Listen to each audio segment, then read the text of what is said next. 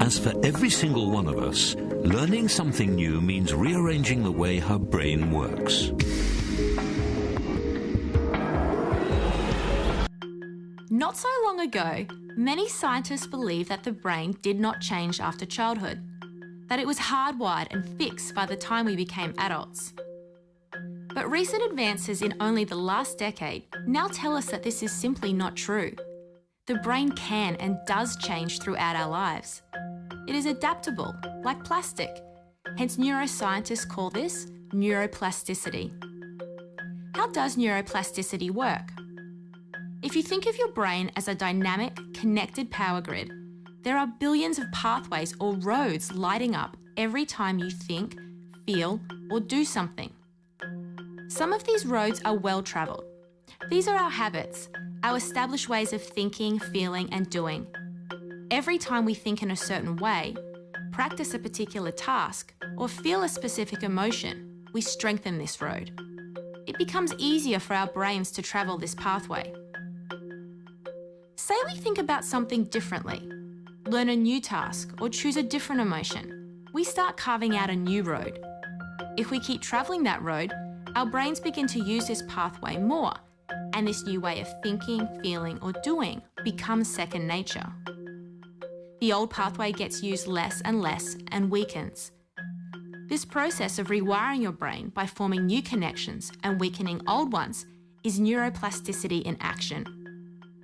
The good news is that we all have the ability to learn and change by rewiring our brains.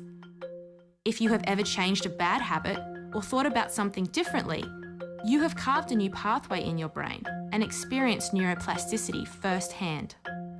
With repeated and directed attention towards your desired change, you can rewire your brain. And it turns out there's actually been a lot of research on this in the last few decades. And the answer is pretty clear that your intelligence can actually be changed. What we've learned, what researchers have taught us, is that our brains are actually a lot like a muscle.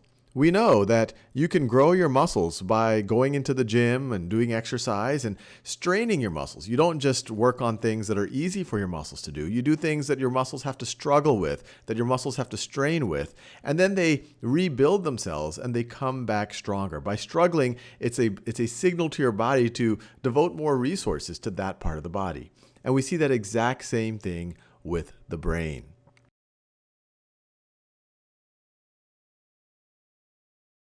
Someone who has achieved great success is Josh Waitzkin, a chess international master and the subject of the movie Searching for Bobby Fischer. Josh often quotes Stanford professor Carol Dweck, who discovered that some people see intelligence or abilities as fixed, what is called a fixed mindset, while other people see them, as Josh does, as qualities that can be developed, a growth mindset. More important, Dr. Dweck discovered that these two different mindsets lead to very different behaviors and results. In a study she did with Dr. Lisa Blackwell, several hundred seventh graders were surveyed to determine which mindset each student had, and then they were tracked for 2 years. Results showed that the students with a growth mindset, those who thought they could change their own intelligence, increased their grades over time, while those with a fixed mindset did not. You can see the trend. The gap in performance just widens and widens over time. The difference between these two groups?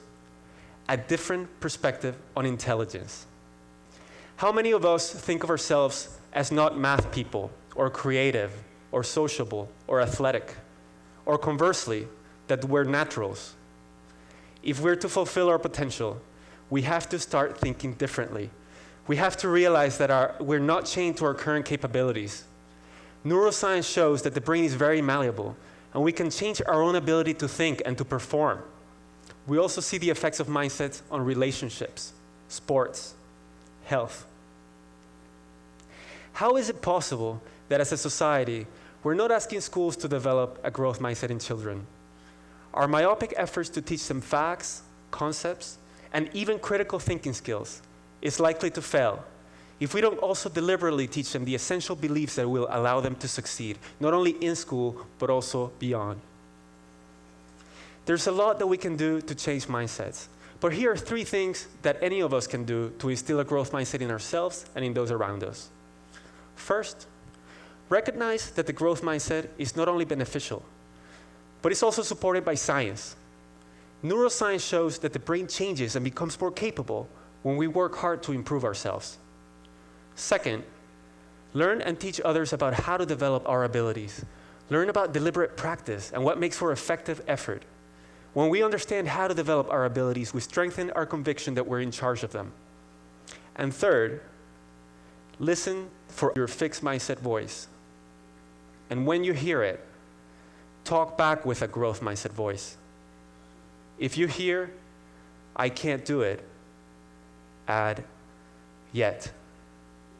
My request to you today is that you share this knowledge about the growth mindset with your family, friends, and schools, so that all of us can go and fulfill our potential. Thank you.